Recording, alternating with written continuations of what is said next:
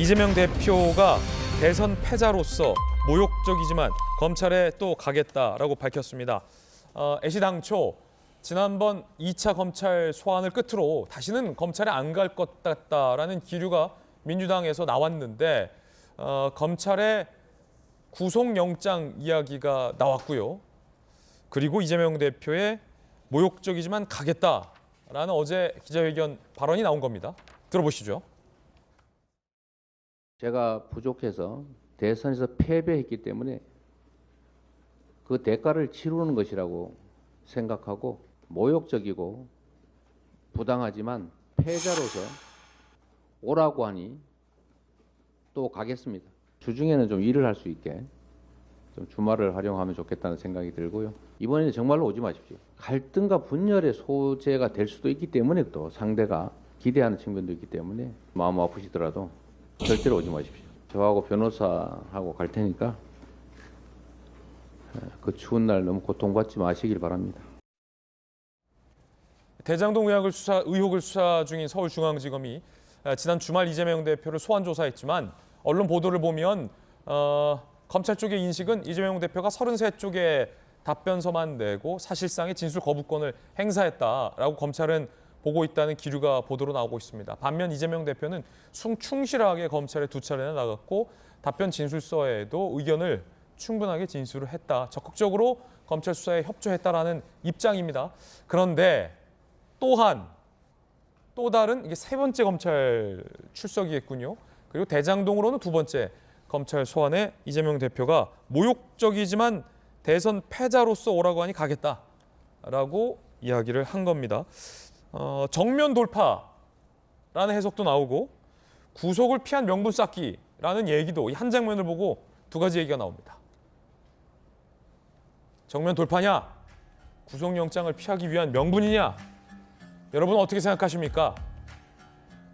어제 기자간담회에서 밝힌 내용이고요.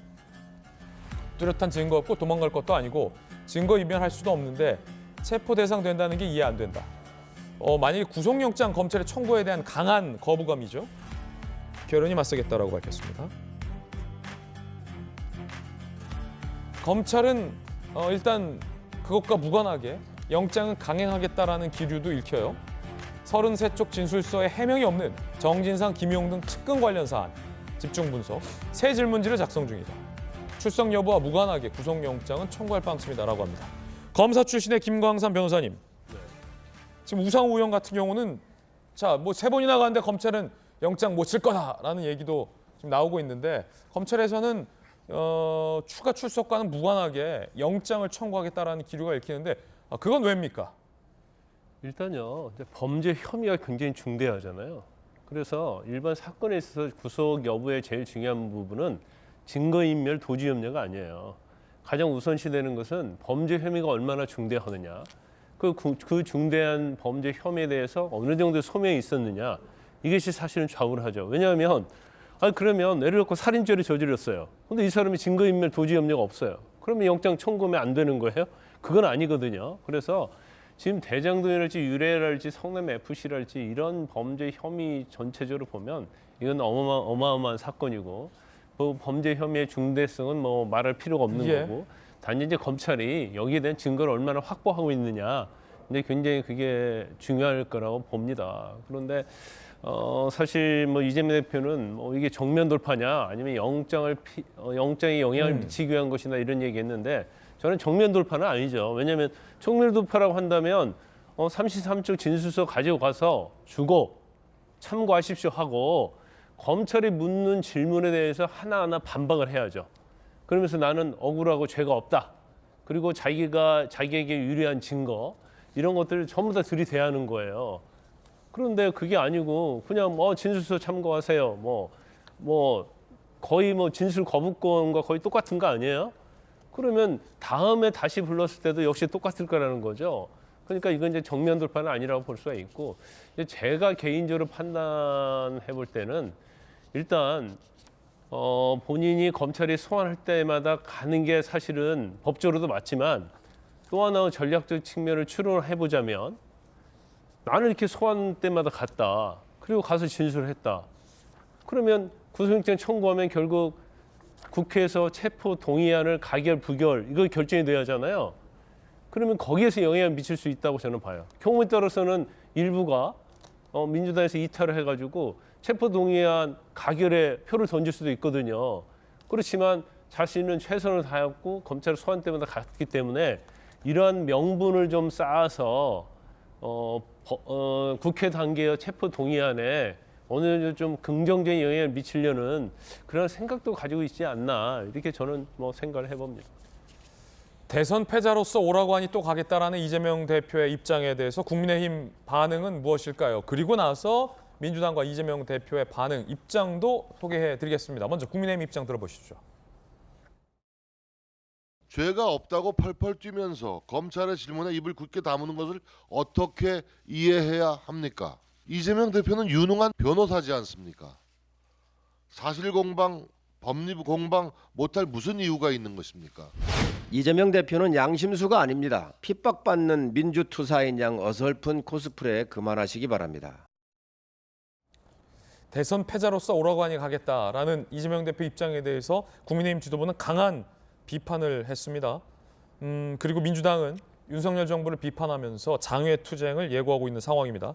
잠시 후에 그 이야기는 전해드리겠습니다. 여야 두 분 의견 들어보겠습니다. 먼저 박수석. 예. 정면 돌파가 아니라 전면 회피라고 정리해야 되는 게 맞아요.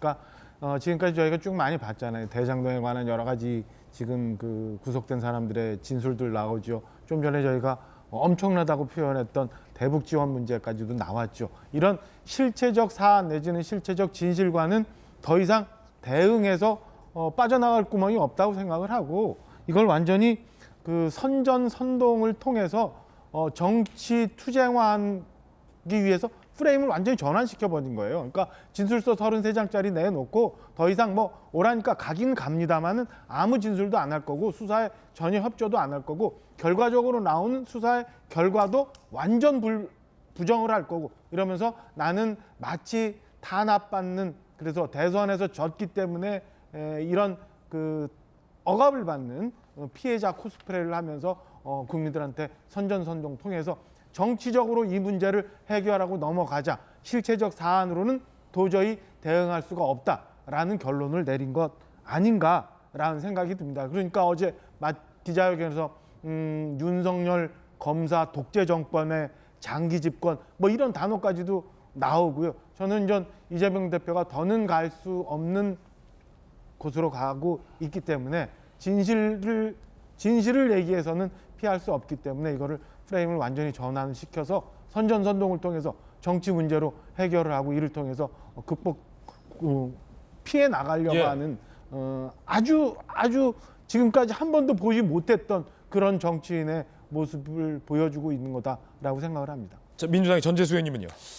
그러니까 이제 일단은 사실상의 묵비권을 진술서를 제출함으로 인해서 사실상의 묵비권을 행사한 것이 아니냐, 당당하지 못한 거 아니냐. 뭐 자신이 있다면 법리 논쟁도 하고 그러지 못할 이유가 뭐가 있느냐. 검사의 질문에 왜 대답하지 않냐, 왜 진술서로 가름했냐. 이제 이런 비판을 먼저 하시는데요. 이것은 대한민국 헌법 12조 2항이 부여하고 있는 권리입니다. 검사와 피의자는 대등한 위치에서 서로 공격하고 서로 방어를 해야 되는 것이죠. 불리하면 진술 안 할 수 있는 것입니다. 이것은 비단 이재명 대표에게만 주어진 특혜적 권리가 아니고 대한민국 국민 모두에게 부여되어 있는 헌법적 권리라는 측면에서 이 말씀은 분명히 좀 드리고요. 범죄에 대한 소명은 검찰이 밝혀야 될 의무죠. 그것을 이제 혐의를 받는 피의자가 나 죄 없다 이렇게 밝히는 것이 아니고 검사가 밝히는 것이 대한민국의 형사사법체계의 대전제입니다. 그런 차원에서 충분히 이제 헌법이 부여하고 있는 권리를 행사한 것으로 저는 생각을 하고요. 지금 이 수사와 관련해서 칼자루는 검찰이 쥐고 있습니다. 예를 들어서 검찰이 이재명 대표에게 소환을 요구했는데 소환에 응한다면 포토라인에 서게 되는 겁니다. 그럼 포토라인에 서는 그 자체가 어떤 범죄를 마치 이제 범죄 혐의가 있는 것처럼 이제 그런 이미지를 만들거든요. 그리고 반대로 소환에 응하지 않을 경우에는 수사에 협조하지 않는 야당 대표다, 정치인이다, 이것은 특권이다, 또 이렇게 비판을 할 수가 있는 것이거든요. 그러니까 사실은 검찰이 칼자루를 쥐고서 이재명 대표는 칼날을 쥐고 있는 것이죠. 이러지도 못하고 저러지도 못하고 이렇게 선택하든 저렇게 선택하든 불리할 수밖에 없는 형국이다. 그런 말씀을 드리고, 그 속에서 이제 선택할 수 있는 것은 사실은 이재명 대표가 그렇게 많지는 않습니다. 그런 차원의 하나를 말씀을 드리고요. 네. 대선 패자가 아니었다면, 만약에 이재명 대표가 0.7% 차이로 진 것이 아니고 0.7% 차이로 이겼다면 검사 60명, 80명이 동원돼 가지고 수사를 받겠습니까? 그 반대로 윤석열 현 대통령께서 대선에서 0.7% 차이로 이긴 것이 아니고 졌다면 주가 조작이라든지 양평 공공지구 문제라든지 잔고 위조 증명서 문제라든지 허위 이력, 허위 경력 문제라든지 이런 게 수사가 안 되고 그냥 넘어갔겠습니까? 이런 것이 있는 것이죠. 그렇기 때문에 검찰이 수사의 공정성에 의문이 제기되지 않게끔 공정하게 수사를 해야 되고, 모든 피의자에게 부여되어 있는 헌법적 권리 또한 우리가 가볍게 여기지 않고 이런 부분들도 생각을 해볼 필요가 있다, 이 말씀을 드리도록 하겠습니다.